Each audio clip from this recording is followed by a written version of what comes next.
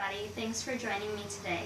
I've been asked to discuss the email server deployment, and we're going to be discussing Gmail and Outlook in regards to which server platform we're going to be using for our email.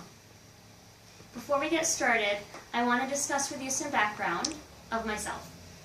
Before joining the company 3 years ago as the IT lead, I've had years and years and years of experience, both end-user experience and support experience with Gmail, Outlook, as well as AOL, Yahoo, and Lotus Notes.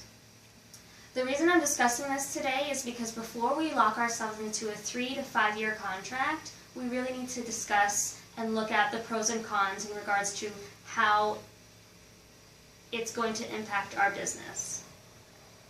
So there's lots and lots of information out there comparing Gmail and Outlook. Today what I'm doing for you is crystallizing this information to give you a really good idea of what we want to do for our plans for our email.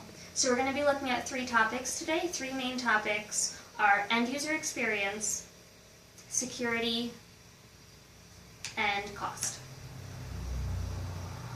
as explained right here. So when it comes to end user experience with email, this is extremely important because we need to look at 3 different things: filtering and organization, aesthetics, and integration with productivity tools. In regards to filtering and organization of your email, when you're getting hundreds of emails per day, you really need to find a way to make it really efficient, and one way to do that is filtering and organization. For Gmail, you're able to customize a lot of things. You're able to customize color, schemes, filters, labels, and you also have threaded emails in Gmail. For Outlook, you have the sweep feature. The sweep feature is something where you can sweep your entire email history and delete emails from one particular person rather than going through your entire mailbox and looking for that. You also have rules that you can set and automatically send emails to folders. You have folders, categorizations, and priority flag in Outlook. In regards to aesthetics, Gmail has known to have a cluttered interface by default, but it's customizable. You just have to be careful with customization in regards to aesthetics, because as stated in the blog Deliverability, in the article Gmail versus Outlook, do the differences really matter? He states there, be careful though, because too much customization and Gmail could look way more confusing than it should. So be careful with customization when it comes to aesthetics. Gmail, like I said, is cluttered and customizable, but Outlook has always been known to have a really clean, simple, user-friendly interface. It also has a preview pane by default.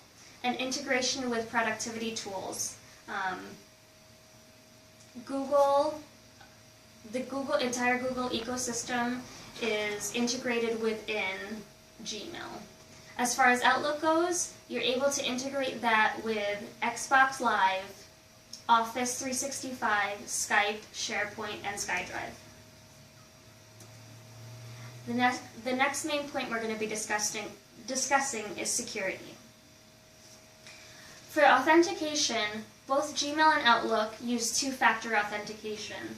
Encryption, Gmail uses end-to-end data encryption using a third party, and Outlook uses SSL encryption.